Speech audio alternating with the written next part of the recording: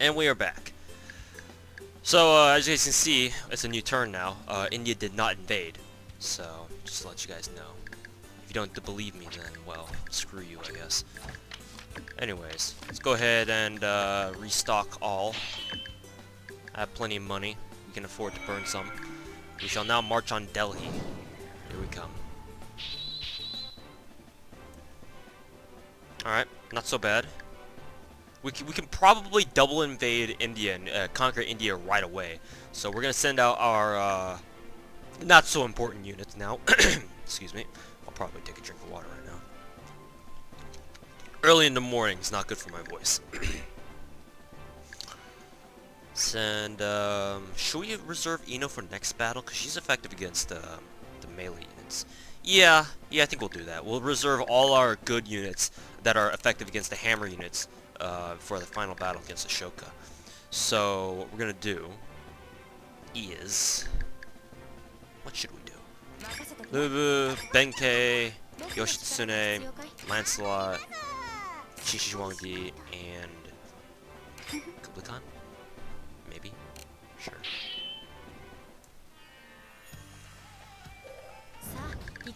Alright. Who can we kill first? We can kill this guy. Girl, I mean. Sorry, force tab.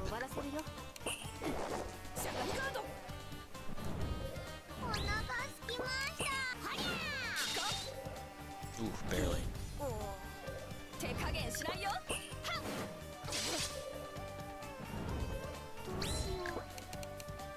I wonder if it's just better to put attack down. Yeah, let's do that. Because it's not like we're going to be able to eliminate either of them. It's better to just put attack down and let them do less damage.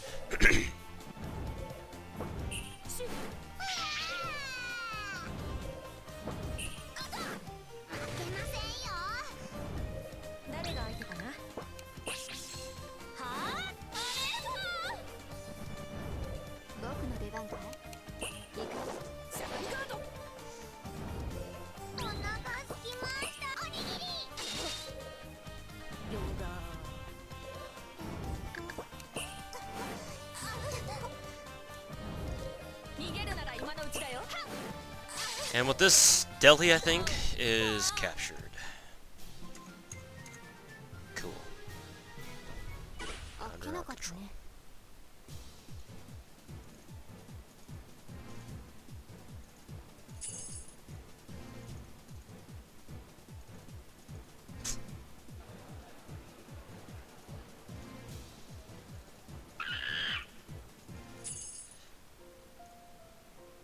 So now Sanzo Hoshi gets a, delivers a sermon.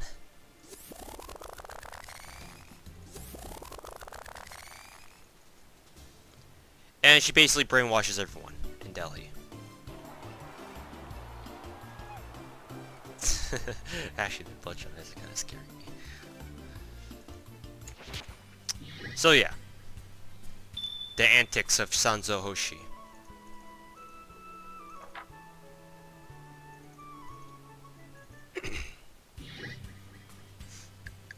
That same Ace event right there. Same Ace event proc. But we will neglect that for now. And go ahead and march on Gandhara. Problem is that we're gonna have to cut the video. Or I'm gonna have to edit the video out so that you guys don't see Ashoka's tits. So here we go.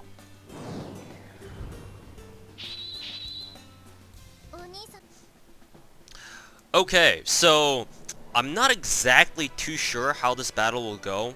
I'm pretty sure, because I'm still recording this one, I'm going to keep this in the video because, well, you can kind of see Ashoka's sprite, but I don't want to drag over because you can, yeah. So, I may have to censor this video, censor this battle out in case her sprite comes up, but for the time being, we'll fight it, I guess. Let's see. Oda Nobunaga right there. Marco Polo can stay right there, I suppose. Shai will stay there. Ino Takara will stay here. Himiko will be over there, and voila. Problem is that I don't want to do this because Marco Polo is not very strong, even though she does have a lot of troops. She only has 5 defense, I think. So if they attack her enough, she will fall. So I kind of want to put her there by herself. Whatever. She can last a round. Fuck it. Alright, that's her sprite, that's her, just her face portrait, by the way. That's safe. Everything underneath that, though, is not. Damn! Look at these guys. They have all at least 9 or 8 defense. I'm gonna be doing a lot of damage here. Maybe I should have increased my troop count. Either way. Who should we attack first?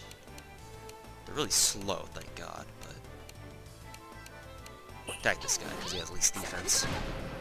Ooh, that crit.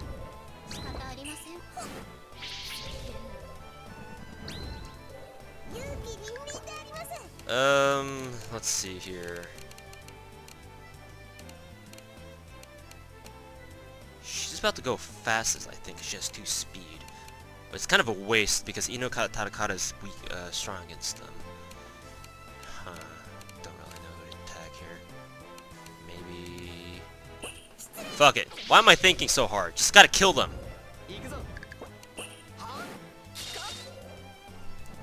Just gotta kill them. No need to think. Just do it. Just do it!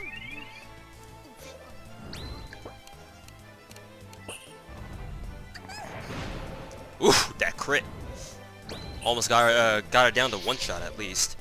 Marco Polo will definitely not survive because these all the throw units in the back can all hit her really hard. So cool. Ashoka's out of the picture. So Marco Polo's out. In this game, you don't ever have to worry about commanders actually dying like they do in Seiuku Rance. If their units are annihilated in battle, there's a chance that their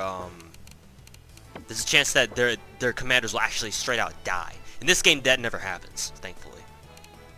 So you never have to worry about, oh, if your units get annihilated in combat, then are they gonna die? Thankfully, no. But you know, it's not really. If you can avoid it, it's probably better to you know, keep them alive if possible. So with Marco Polo out of the picture, though, that means that these 2 hammer units can move up, and that's not a good thing.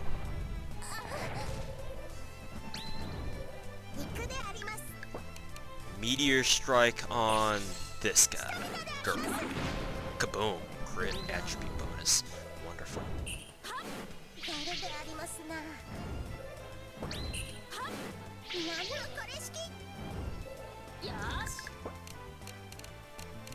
Go ahead and attack the hammer unit, because she's about to hit Nobunaga.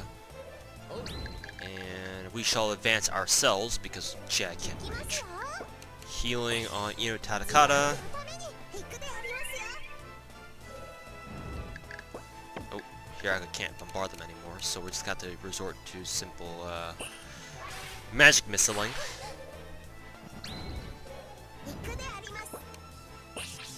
Meteor strike on this girl. Kaboom, double damage. And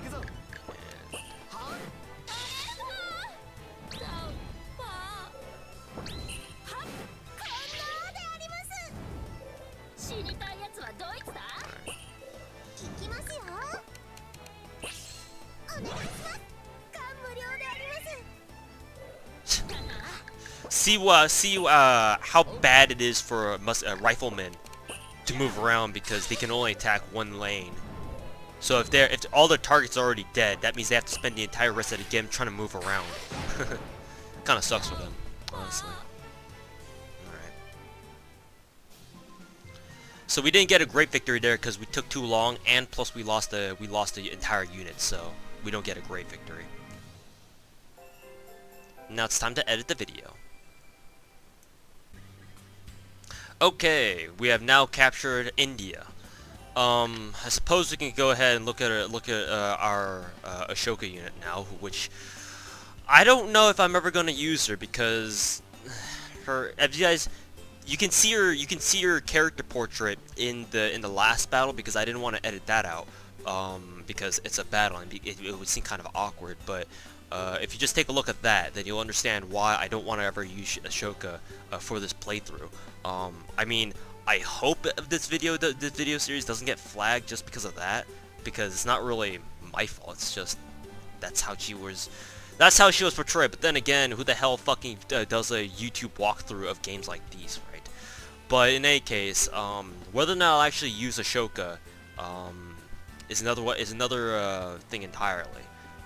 And plus, I probably won't be able to edit out every single one of Ashoka's scenes where she actually shows up, because there are actually main plotline events where she does actually show up, and I may not remember to edit out the video in that sense. So maybe you'll see a couple tits flashing here or there.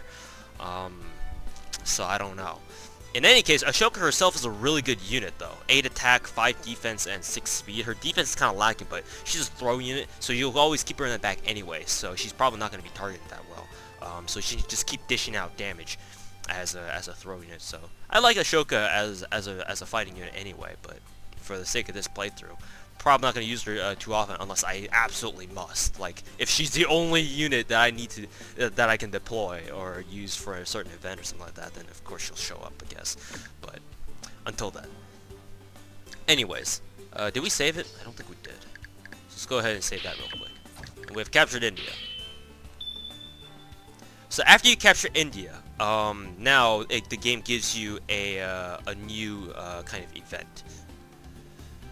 So now all the leaders of the Asian powers, India, Mongolia, Japan, China, are now gathering together at Chang'an. Now Arthur shows up again, and blah. So, because those are all the conquer missions that the game gives you right now, the game is now in this state where you're kind of transitioning out of the early game. And now you're going to go ahead and expand outwards, out of Asia, and to other parts of the world. So, let's see what events that we have. So, luring out the barbarian invader. Okay, so this mission, after you've captured all the Asian powers, you unite them together. The next kind of major plot mission is to lure out, well, like the mission says, the barbarian invaders, is what they call them. And those barbarian invaders are the ones who tried invading us in the mock Mongolian style invasions from Korea. You know, if you guys know your history. So those are the people that we're referring to. So we're going to attack them at Chang'an, because I think that's where the game says they're located. Before we do that, we're going to do a couple side missions here. First, to gain some money. 4K. Another, let's make curry. I think Ashoka shows up here too. For some reason, no one questions the fact that she's wearing no clothes except for the main protagonist, because that's kind of his job. But hey, we'll get an item out of this. Okay, so this is actually a pretty good item. Natural recovery plus 50%. If you were to compare this to a pearls, because pearls also give natural recovery. Recovery plus 10%, and compare this. Amrita gives plus 50%. When you, later on in the game, you'll gain what are called hero units. Hero units are basically, I think I've explained this before, I think, but I'll explain it again just in case I didn't. Hero units are basically special units of commanders who, you know, the commanders actually just go into battle by themselves. Like Yamato Takeru before, when we fought her before she kind of disappeared. She was a hero unit. Her health bar was blue instead of green. And that means that she's basically fighting by herself because she's a special hero unit, quote unquote, and her health is just her health, not troop count.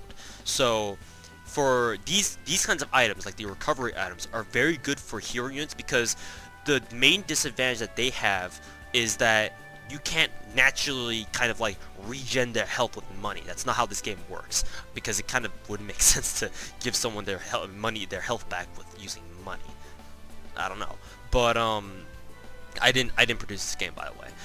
But in order to remedy that, there are items in the game where it kind of boosts your natural recovery, and what they mean by natural recovery is how much your units kind of recover when you end your turn and it becomes your turn again. You know, your troops regenerate by a set number of troops every single turn, unless they have item modifiers that have, that modify how much your unit recovers by naturally when you end your turn and it becomes your turn again. So items like these are really good for hero units because they can't really regenerate their health any faster than what their whatever the set rate is. So put this on a hero unit who's damaged after a fight, and they'll regain health much faster. You know, by however much it says here, 50%, 100%, whatever.